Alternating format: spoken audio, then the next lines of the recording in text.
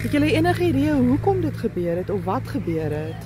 Weet wat, soos ek sê, Griffith was vroeër by my gewees. Hy het vroeër die aand gekom, want hy kom na my toe, dan kom eet hy. Of hy's maar altyd daar by my. Hy kom altyd na my toe. Hy kyk na die honde.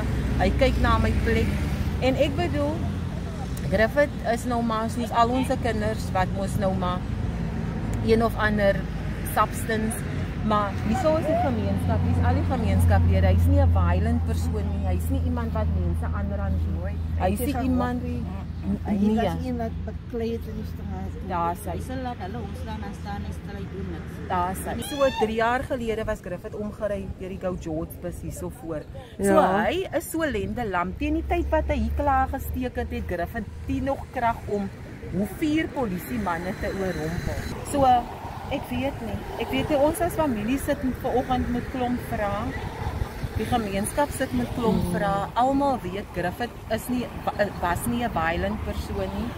Griffith is nie iemand wat mense aanval nie.